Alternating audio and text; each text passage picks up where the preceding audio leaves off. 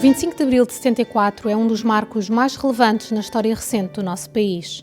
Influenciando a sociedade e as formas de trabalho, foi uma referência nos tempos que se seguiram, mas foi também um ponto de viragem nos mais diversos setores da economia, incluindo no setor energético. Entrei na empresa termoelétrica portuguesa, uma das principais empresas produtora de energia elétrica. Passado 2 anos e meio, foi-me dada a oportunidade de subir um degrauzito e comecei logo a trabalhar no serviço de compras e transportes que existia na altura. Estava no serviço militar no Batalhão de Caçadores 5, em Lisboa, era alferes, e o trabalho, digamos, a ocupação, digamos, no serviço militar não era muito intensa, e eu vi um anúncio em regime de part-time para as CRGE, pedi ao comandante da altura que se me autorizava a concorrer, digamos, a esse anúncio, tive a autorização positiva e fui admitido. Vinha de manhã, portanto, ia para o quartel e de tarde vinha trabalhar para a CRGE, isto no dia 1 de Abril de 74. Parece mentira, mas é verdade. Nós entrávamos aos 14 anos, hoje é trabalho infantil, naquela altura era natural e normal neste país. Portanto, os agregados familiares eram relativamente grandes e, portanto, na altura, para uns ajudarem os outros e para as coisas poderem funcionar, íamos trabalhar. Mas era normal na época. A minha família morava em Benfica, no Bairro Santa Cruz, portanto, eu apanhava normalmente o autocarro e o metro e, portanto, ia para os diversos locais onde trabalhei, que foram muitos aqui em Lisboa. O primeiro foi na Rosa Araújo, número 34. Para quem conhece os meios profissionais hoje, em 2016, é lógico que é difícil perceber o que era a vida profissional em 74. Em termos sociais, em termos culturais, mesmo em termos económicos, é incomensurável e, portanto, os processos, os métodos, a forma de se relacionar era muito diferente. As coisas eram muito formais. Antes do 25 de Abril, e um bocado antes, quando eu entrei, não havia contratos coletivos de trabalho, não havia acordos, portanto havia, a pessoa era emprego, trabalhava, cumpria, mas de um dia para o outro, quer dizer, as coisas podiam mudar, não é? Havia um rigor formal na relação das hierarquias com os trabalhadores, um rigor mais formal do que existe hoje.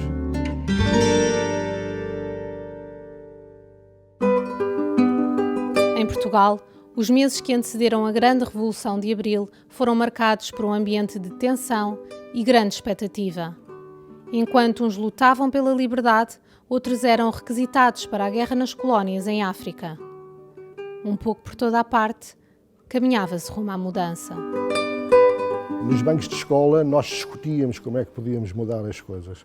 Só para dar um exemplo, nós na Veiga Leirão uma vez sentámos todos à porta porque queriam que pagássemos atividades circunscolares, que era a dita mocidade portuguesa. E nós estudávamos à noite, nem sequer tínhamos mocidade portuguesa, portanto havia uma aberração completa e que nós íamos sentindo que não ia demorar, não podia demorar muito mais tempo naquele estado de coisas. Vivia-se já um certo clima de pré-revolução. Nós no quartel tínhamos passávamos lá frequentemente as noites num estado chamaríamos de prevenção. Alguma coisa estava para acontecer, não sabíamos exatamente em que dia é que iria acontecer. Ninguém se safava nessa altura do serviço militar obrigatório. As coisas estavam complicadas em Angola, em Moçambique. A Guiné estaria a melhorar um pouco, pelo menos por aquilo que soava na altura. E ainda por cima eu tive a sorte por um lado, mas o azar por outro, de que me tocou depois da recruta como a especialidade de operador cripto. E fui automaticamente mobilizado para Moçambique. Estava numa das proteções, no anel protetor de Cabora Bassa, portanto na zona de Tete, e estávamos sensivelmente, quando se deu o 25 de Abril, estávamos a pouco mais de meio ano de nos vir embora. No dia 25 de Abril, por acaso estava indicado como oficial de dia na unidade, no Batalhão de Caçadores número 5, O oficial de dia é o oficial que é responsável pela gestão do quartel em cada dia. Estava na Fortaleza de São Miguel, eu era polícia militar, tive, apesar de tudo, só depois do 25 de Abril é que se complicaram as coisas para a polícia militar, porque até aí era só andar ali a chatear o soldado ou andar a fazer onde arma aos generais e tal, portanto, até aí não tem. No 25 de Abril soubemos que houve qualquer coisa, até o dia 27 não soubemos mais nada, porque os próprios, mesmo os camaradas que estavam no cripto, que eram criptos, que nós ECALs, não nos diziam nada, não sei se sabiam.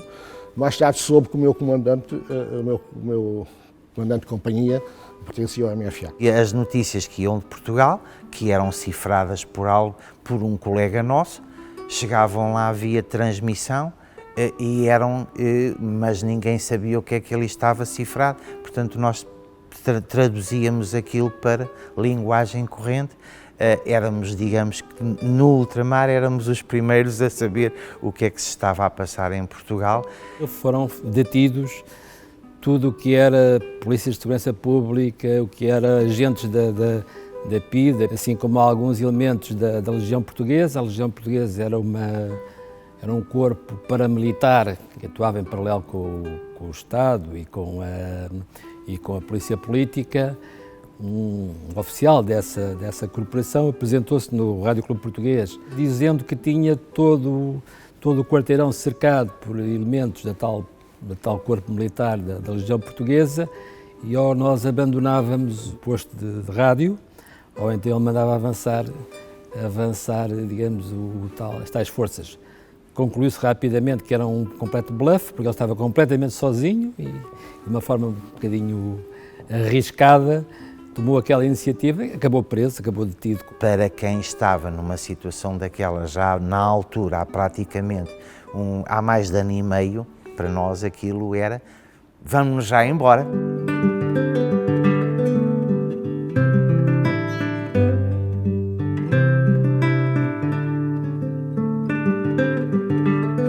A grande novidade que eu senti no meu regresso foi ver a euforia que se vivia na altura e que para mim era completamente desconhecida. O sentimento de solidariedade, o sentimento de convergência de objetivos entre as pessoas, uma esperança numa vida melhor, era efetivamente algo que animou toda a gente e que fazia com que nas ruas de Lisboa, nas ruas do país, houvesse uma grande alegria. Não? Entraram também, mais ativamente a parte dos sindicatos, que antigamente, obviamente, não existiam, estavam amordaçados, muitos debates, as comissões de trabalhadores, que fazíamos muita guerra. Havia uma grande vivência e falava-se muito dentro da CPE, designado no refeitório da Infante Santo.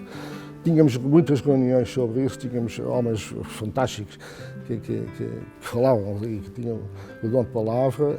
Tínhamos o 11 de março de 75 e o 25 de novembro foram complicados dentro da CPE. Foram complicados porque as pessoas, as diferentes partes, levaram muito a peito e foi complicado, mas essa complicação depois traduziu-se naquilo que é a EDP hoje, que é uma empresa muito plural.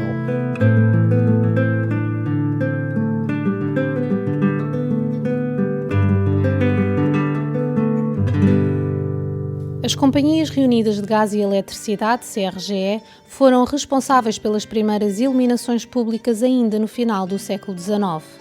Sobreviveram até à nacionalização em 1975. Nesse mesmo ano, também a Companhia Portuguesa de Eletricidade, CPE, e ainda outras 12 empresas privadas, as maiores concessionárias na produção, distribuição e comercialização de energia, foram nacionalizadas. Em 76, a fusão das 14 companhias deu então origem à EDP. A fusão das empresas da distribuição, de transporte e produção já estavam, mas a distribuição, no fundo, foi muito bom.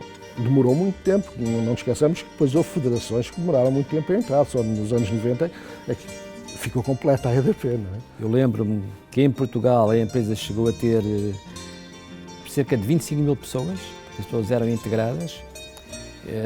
Na altura não havia nenhuma racionalização, as pessoas era preciso efetivamente fazer a integração do setor e inicialmente não havia essa preocupação. Todos estes conhecimentos juntos e congregados numa única empresa dava-nos uma perspectiva de podermos ascender a muito mais, termos muito mais hipóteses à nossa frente, em termos de horizonte, porque poderíamos passar a ir trabalhar noutras áreas, poderíamos ter abertura de carreiras que não tínhamos anteriormente. Tive a oportunidade de crescer profissionalmente dentro do grupo. Eu tenho amigos que me perguntam tanto tempo na EDP, se faz sentido. Eu digo que faz sentido na medida em que tive oportunidades de viver a EDP nas suas diferentes fases e viver de uma forma em que me permitiu desenvolver-me profissionalmente. Tive desafios muito interessantes e muito relevantes ao longo da minha vida profissional. Eu tive em 15 atividades independentes na EDP. 15 atividades. Trabalhei mais de um ano em 3 continentes. E dos outros continentes trabalhei uns um mês, mas fui a todos os continentes. Escolhi a atividade que queria ter, sempre, ao longo da minha vida. Não preciso sair da EDP. Não é preciso.